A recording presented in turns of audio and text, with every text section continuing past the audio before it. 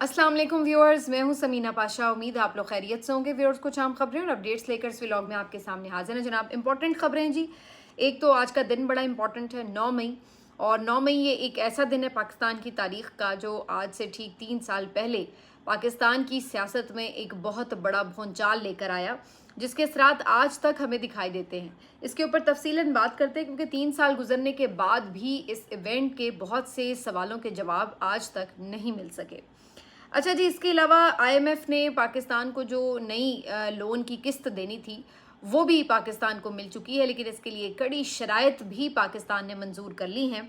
इसके ऊपर भी आपको तफसीलात बताते हैं और इसके साथ साथ ये भी आपको बताएंगे कि इसार राना साहब ने 1 अरब रुपए हर्जाने का दावा कर दिया है नून लीग के एक चहीते के लिए, जो कि हमेशा गलाजत बकता है। तो इसका क्या आखिर इंजाम होगा, इसके ऊपर भी बात होगी। काफ़ी कुछ है इस व्लॉग में। आपसे रिक्वेस्ट है कि चैनल को सब्सक्राइब कर लें अगर अभी तक सब्सक्राइब नहीं किया।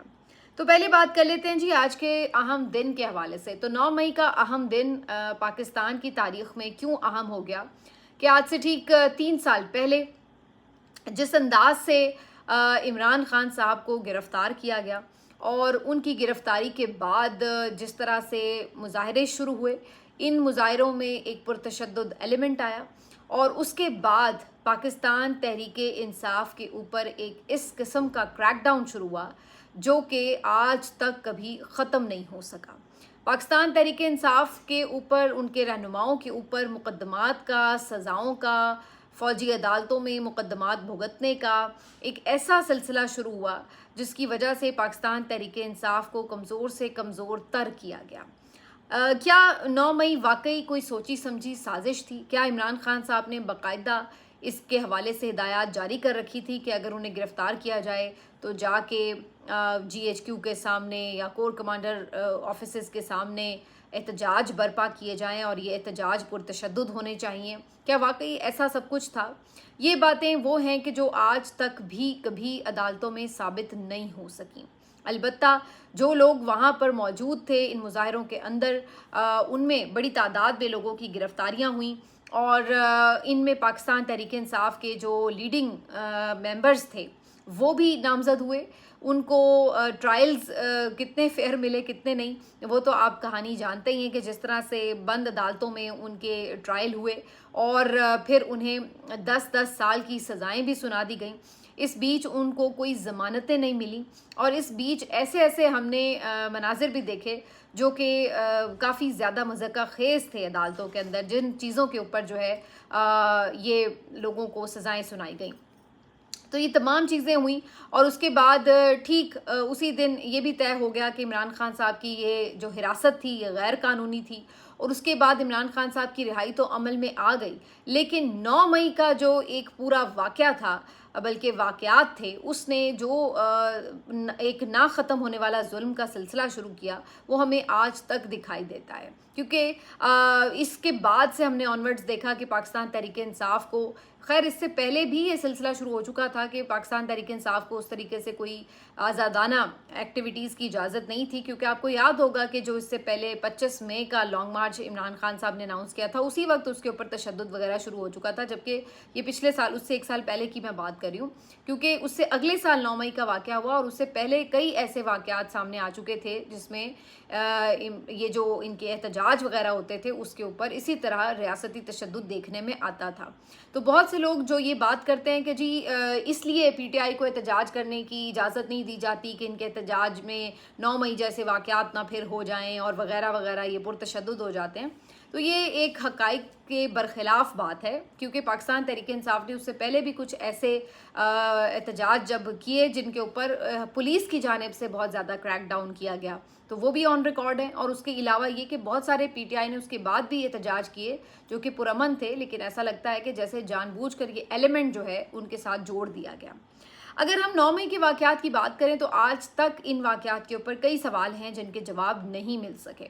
मिसाल के तौर पर सबसे पहला तो सवाल ये है कि जब इमरान खान साहब कोर्ट के अंदर मौजूद थे और कोर्ट में आपको एक वैसे भी प्रोटेक्शन हासिल होती है, तो आखिर ऐसी क्या उफ्ताद आन पड़ी थी, आखिर ऐसी क्या ضرورت آن پڑی تھی کہ اس طرح سے شیشے توڑ کر ہائی کورٹ کے عمران خان صاحب کو بائیو میٹرک کرنے والے روم سے یوں ایک توہین آمیز انداز میں گرفتار کیا گیا کہ باقاعدہ ان کو گریبان سے پکڑ کر جکڑ کر لے جایا گیا. اور پھر ایک تشدد کا ایلیمنٹ بھی دیکھنے میں آیا جب ہم نے دیکھا کہ ان کے ایون لائرز جو تھے وہ لہو لہان تھے. تو آخر ایسی کیا مصیبت آن پڑی تھی؟ کون سا ایسا ایٹم بام لے کے عمران خان بیٹھے ہوئے تھے جو کہ وہ کسی بھی وقت پھاڑ سکتے تھے اور اس لیے اس طرح کی ایکٹیویٹی کرنی ضروری تھی؟ اس سوال کا جواب آج تک نہیں مل سکا. بعد میں اسی گرفتاری کو غلط اور غیر قانونی قرار دیا عمران خان صاحب کی. جب گرفتاری ہوئی تو اس کے بعد سپریم کورٹ نے جو اس کے اوپر فیصلہ دیا.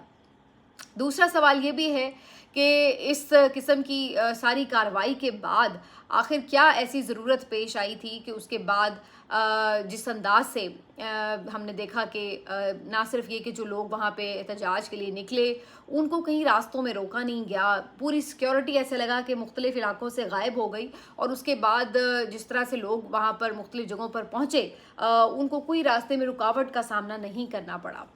یہ بھی اپنی جگہ ایک سوال تھا کہ اس دن پولیس کہاں تھی، اس دن سیکیورٹی کہاں تھی. ایک اور سوال یہ بھی ہے کہ بہت سے ایسے لوگ جو کہ وہاں پر لوگوں کو منع کر رہے تھے اور ان کی فوٹیجز موجود ہیں کہ آپ اندر نہ جائیں اور تشدد نہیں کرنا، جلاؤ گراؤ نہیں کرنا، تو وہ لوگ وہاں پر جو یہ اناؤنسمنٹ کر رہے تھے وہ کیوں کر ان مقدمات میں گرفتار بھی ہوئے اور انہیں سزائیں بھی ملی.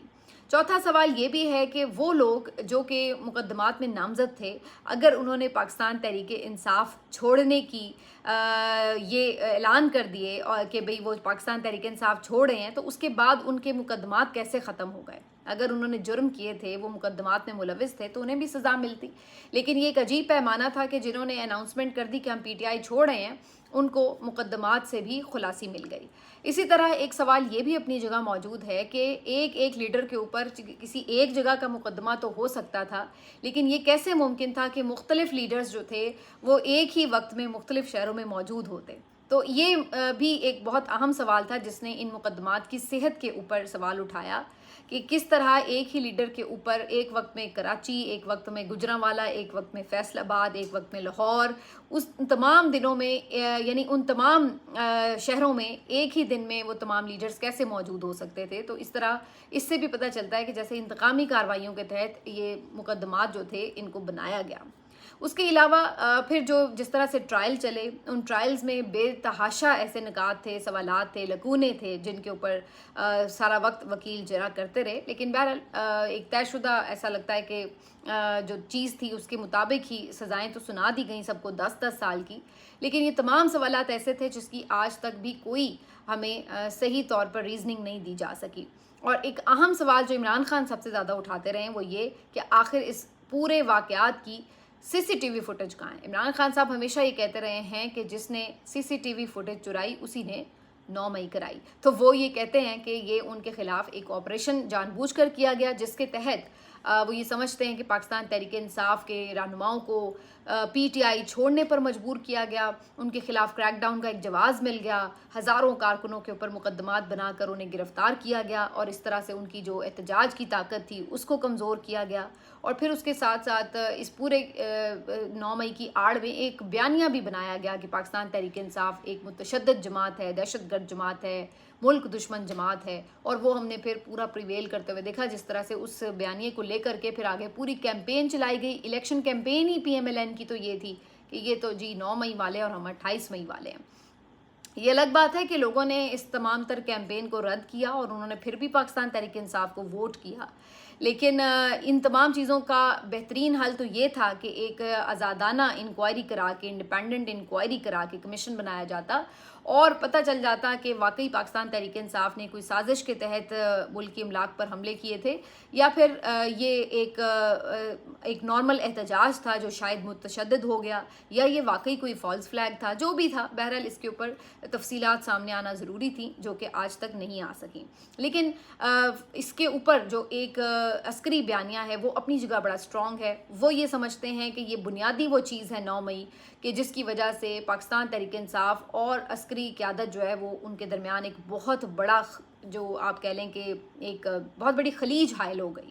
اور وہ کبھی آج تک پر نہیں ہو سکی. ان کی طرف سے یہ کہا جاتا رہا کہ یہ جو انہوں نے کام کیا ہے 9 مئی والا یہ ایک ریڈ لائن ہے اور اس کی کوئی جو ہے اس کی جسٹیفیکیشن نہیں ہے, اور وہ یہ سمجھتے تھے کہ یہ انہوں نے ایک بغاوت کے لیے اکسایا تھا فوج کے اندر بھی اور عوام کو بھی بغاوت کے اوپر مجبور کیا فوج کے خلاف. تو یہ ان کا خیال یہ تھا کہ یہ اتنی بڑی سازش تھی فوج کے خلاف اور اس کو کسی صورت معاف نہیں کیا جا سکتا. تو وہ اپنا اس کے اوپر ایک بہت اسٹرانگ یعنی نیریٹو بھی رکھتے ہیں اور اس کے اوپر وہ پھر یہ سمجھتے ہیں کہ جو کچھ پھر پاکستان تحریک انصاف کے ساتھ ہوا, فوجی عدالتوں کے ٹرائل, یہ تمام چیزیں جسٹیفائڈ ہیں, یہ ان کا اپنا موقف ہے.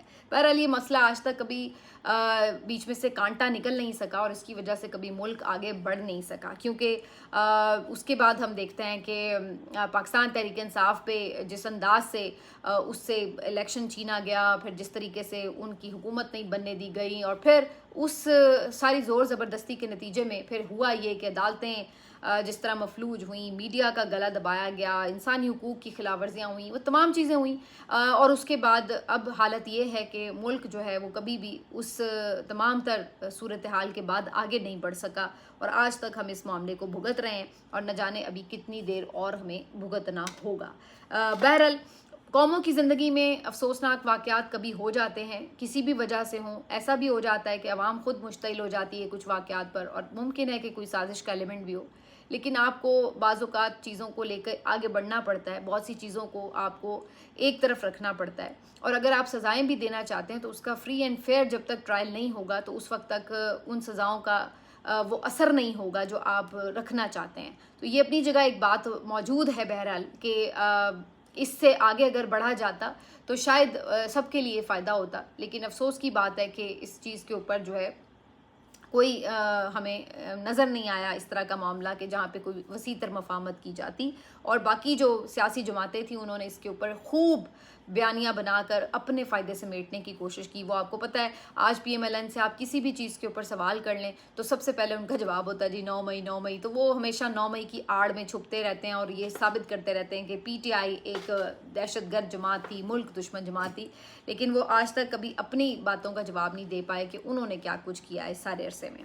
بہرحال جی اب تھوڑا اس سے آگے بڑھتے ہیں. حالت یہ ہے کہ ابھی تک آپ آئی ایم ایف کے چنگل میں ہیں, ابھی تک آپ سے اتنی بھی معیشت نہیں سنبھلی کہ آپ آئی ایم ایف سے کچھ اپنے لیے فیورز لے پاتے, کچھ ان کے لیے عوام کے لیے فیورز لے پاتے. حالت یہ ہے کہ 1.2 ارب ڈالر کی جو اگلی قسط ہے وہ جاری کی گئی ہے, لیکن اس کے عوض عوام کا خوب آپ کہہ لیں کہ خون نچوڑا جائے گا, کیونکہ گیس مہنگی ہوگی, اور جو 200 یونٹ پر جو کچھ سبسڈی ملی ہوئی تھی کہ جی آپ کو سستے یونٹ مل جاتے ہیں, ایون وہ سبسڈی بھی اب ختم کی جا رہی ہے.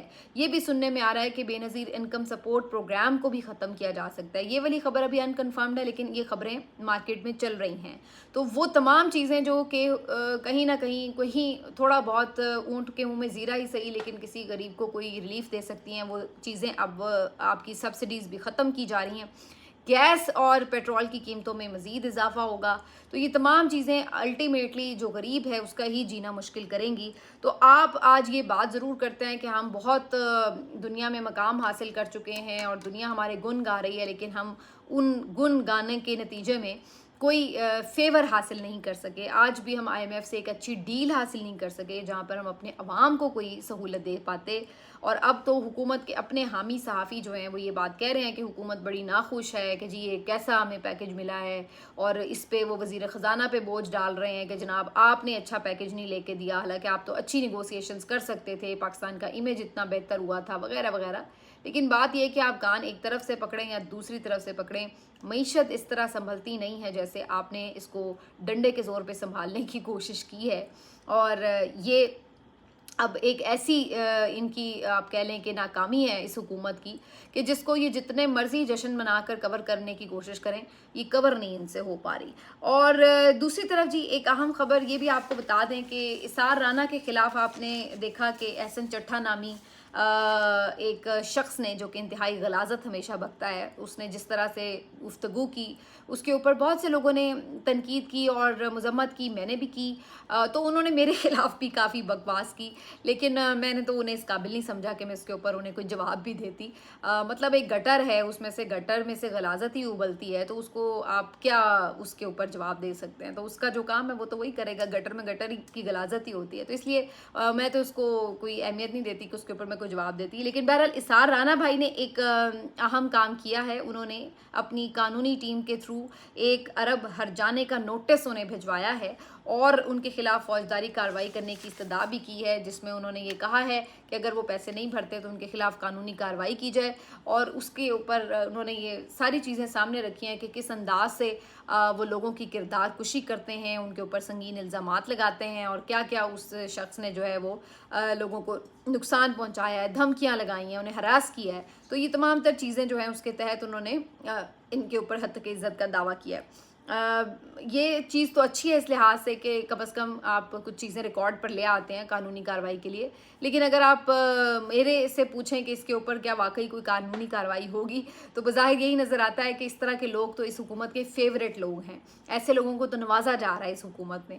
تو مجھے تو اس لیے کوئی اس بات کا امکان نظر نہیں آتا کہ جی ان کے خلاف کوئی کارروائی ہو جائے گی. لیکن یہ ہے صرف کہ آپ کم از کم یہ انہیں بتاتے ہیں کہ بھائی آپ جو مرضی کرتے رہیں، یہ نہیں ہے کہ آپ کو کوئی پوچھا نہ جائے، آپ کے خلاف کوئی بات نہ کی جائے. باقی عدالتوں سے کا تو اللہ ہی حافظ ہے. انہوں نے اس وقت جتنی بھی کارروائیاں کرنی ہیں وہ ان لوگوں کے حق میں کرنی ہے جو اس رجیم کے ساتھ کھڑے ہیں اور جو اس رجیم کے اوپر تنقید کرتے ہیں. ان کے ساتھ اگر زیادتی بھی ہو تو ان کا کوئی پرسان حال نہیں ہے. ملتے ہیں آپ سے اگلے ویلاگ میں. اپنا خیال رکھیے. اللہ حافظ.